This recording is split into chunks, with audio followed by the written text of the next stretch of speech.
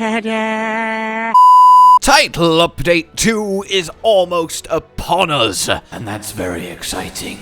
Hello, ladies and gentlemen, Sunbreakers all. Today I want to talk about something that, well, is completely new to Monster Hunter, never been done before, and is obviously a fairly big deal depending on your disposition. I am, of course, talking about the fact we finally get to see a Tigrex screaming in pain while on fire. Okay, no, I am talking about the paid layered weapons we are getting in the title update. They are the Lost Code, one for each weapon type, of course, and they are a very, very interesting prospect. Now, I have seen a lot of back and forth. It seems like there's a big team, it's fine, whatever, and then a big team, this is unacceptable, oh my god, and there is definitely merit to both sides' arguments. But before we kind of delve into that side of things, I thought we'd actually go and have a little look at all of them and see what we think. There's going to be a big kind of blast by. I will do a proper look at all of them in multiple different, attacks and angles when it actually comes out. But for now, Greatsword I do really like. I think it's quite fun. I like the color scheme and that kind of shape. The longsword, the hilt's not the best for me, but that's kind of fine. The sword and shield does look very cool, though the shield is a bit, how it's kind of got a gap in it that doesn't really work for me. The dual blades I think are absolutely badass, both the hilt and the blade, and I love how they sheath. The lance is incredible. The spear is just, oh, I love it so much. Gun lance, very similar. It looks like it should be firing like a pulsar cannon. That is wonderful. The hammer, again, pretty good, though a little bit too spiky for me. The hunting horn is quite good, though again, spike syndrome, and it does look like a big bowl. We have the switch axe, which I think does look absolutely fantastic. Big fan of that one. The charge blade, both the sword and the shield are rocking there, especially the sword on that one. The insect glaive is surprisingly not as good as I would hope after the lance spear. It's a little bit too jaggedy angular for me. The light bowgun is great, full on like plasma cannon look. Same with the heavy bowgun. It really looks like it's going to start beaming out energy, and that is wonderful. And then of course the bow is just okay for me. It is a little bit too much going on. So that's my quick TLDR on each of them. That of course might change once I actually, have them and I can walk around and use their attacks, and we'll have a proper look at them as I said. But yeah, that's the weapons as a quick introduction. First and foremost, obviously how good they are is subjective. It's an opinion depending on your taste. I think it's a very solid set of weapons, and it kind of reminds me of the Guild Palace set in Iceborne.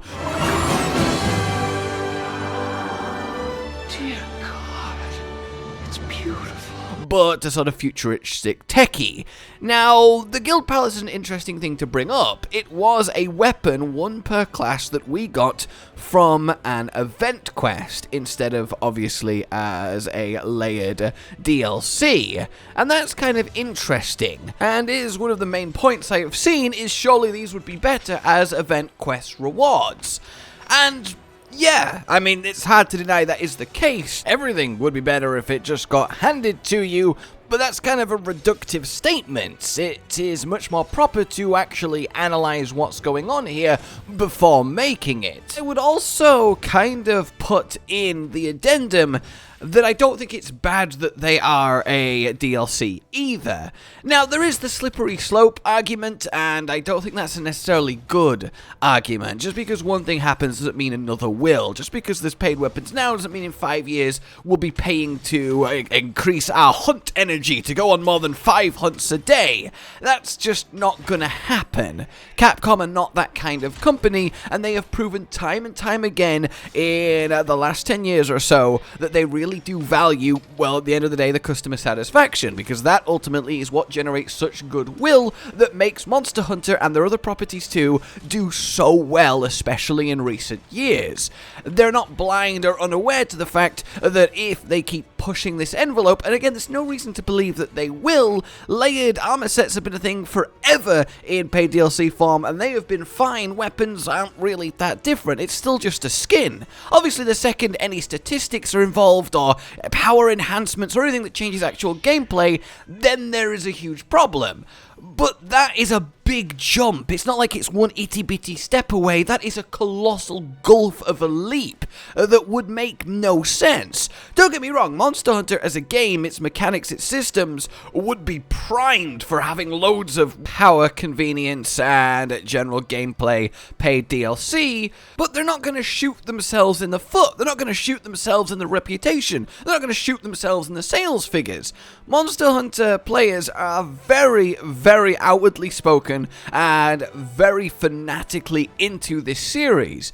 And that comes at the, that gives a wonderful community, wonderful passion, and wonderful loyalty. But that also means that any kind of step past pure cosmetic, well, would be met with equally vigorous opposition. And Capcom have proven they are very in tune with our sentiment, what we feel like. Obviously, I'm not blind to the fact that they are a company, they are a business. Their objective is to make money. If the negative sentiment would be cancelled out by an overall increase in profits, then yeah, that is something they're going to look at. But at the same time, we are likely going to get crossplay in Monster Hunter 6 because they have heard us ask for it so vehemently. It was almost in Sunbreak if they could have made it happen, but they simply couldn't with how far along in the development process they was, and that's fair enough. We got Fatalis in Iceborne because everyone was super into the awesome render of him in the size comparison video. Think about that. We changed by community, love of this monster, the plans for the whole final title update, and got a full Castle Shade story Fatalis fight, which is in contention and arguably is the single best hunt experience that has ever happened in Monster Hunter. There really is a glowing track record here, so I personally have no worries or fears that we will ever see in Monster Hunter any kind of paid DLC that actually affects the game. So I think that's easy to nip in the bud. The question is then though, is cosmetics in this sense that could arguably be rewards still okay? Well, again, we've had layered armor paid for the longest time, and that could have been, rewards for event quests and such like, but at the same time, we also do get armor sets as rewards for event quests. We've already had a couple in Sunbreak alone, and the event quests have barely started. At the end of the day, we do get these massive title updates for free. We're already going to have added 7 monsters. That is a huge amount. And whatever you think of them, it is not denying that, yeah, that is 7 monsters. That is ridiculous. You could totally see them justifying going, hey, every 2-3 months we'll release like 10 new monsters and a new endgame system, and, we'll charge like $10, £10 for it as a little mini expansion, and they'll keep doing that. They could totally do that, and all the people will probably be happy with it because, hey, it's like 10 whole new monsters. That's a whole new massive amount of game to chew through. That's reasonable as a like mini expansion, but obviously that doesn't happen. It's completely free. The games are supported for a long time. Look at World and Iceborne. It lasted a couple years across both games, longer than it would have done without that. And that has only resulted in increased love for, the game itself, increased success for it, which is good for Capcom, and, increased updates, quality, and future development, which is only good for us. It really is a win-win situation. So whether these weapons should exist, whether they should be acquirable without paying, whether it's a good or bad thing, is certainly still a big question, but it's one that I don't think is concerning or is perhaps big, as I've seen a lot of people raise it to be. At the same time, there's also the fact that this is the same update that layered weapons are included, which means it's not so much a, hey, if you want to use something that isn't just, your Kimura weapon, if that's your current best weapon, you gotta pay for it. No, we're getting every weapon as layered weapons at the same time. If they were really trying to penny pinch, they would delay layered weapons an extra title update and leave these lost codes as the only way to layer your weapon for a couple months. That would be kind of the, it's a bit shady thing to do, but that's not happening. And the thing is, every weapon design in Sunbreak in Monster Hunter, if we ignore World and Iceborne with its bit weapons, which was a cool idea to have it grow along with your upgrades, but we all know how it turned out in practice. But in any case, the weapons in Sunbreak look incredible. It's not like a predatory thing that a lot of games do where they make the stuff you can acquire normally through gameplay kind of aesthetically crap, but then make the stuff on the store look ridiculously badassly awesome. Black Desert. And therefore you feel like you need to buy something if you want to look good. That's just not the case. In fact, I would argue that as much as I do like quite a few of these Lost Code weapons, there are certainly, for every category of weapons, one I prefer from the actual monsters, and that's what you want, and that's probably what Capcom want too, because, you know, the weapons from the monsters is kind of the point of Monster Hunter. And I think the fact that we are getting full layered weaponry at the same time is definitely a deliberate decision to be like, hey, these are here if you like them, if not, use all the others, that's fine, it's an extra option, and, you know, we're getting all these title updates, so a little bit of DLC to pay for isn't really the end of the world, especially when it affects so little and is so utterly optional at the end of the day. And that's kind of my 2 cents on it. But I have no shame in admitting that I am someone who really doesn't care that much about cosmetic DLC in a game that isn't lazy with its aesthetic from stuff you can acquire for free / through normal gameplay. It's just kind of a non-issue to me, it doesn't register, and ultimately I only believe in little microtransactions like this being a problem if one or both of these things is true. Number one, they are power affecting, and that's something that is very hard to see in Monster Hunter with how Capcom clearly project their design philosophy. I can't say the word philosophy! Oh, I did it.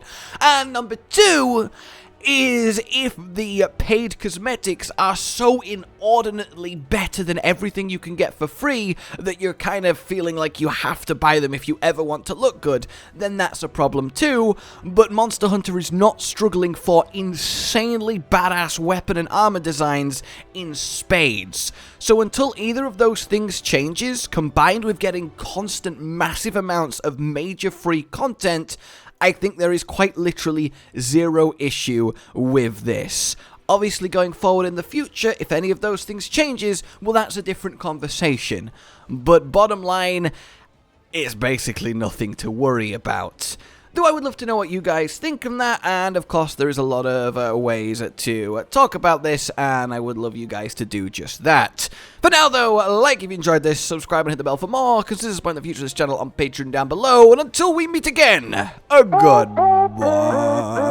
Josh, Cotton, and Hollow with the videos, dropping the humor like a hammer on your tippy toes, bringing entertainment on a daily arrangement to take our insanity and turn it into entertainment. Yes, I said entertainment twice, to reiterate that it is nice to look into your faces on a mostly daily basis when you let us in your homes to make the whole world a stage. Goodbye.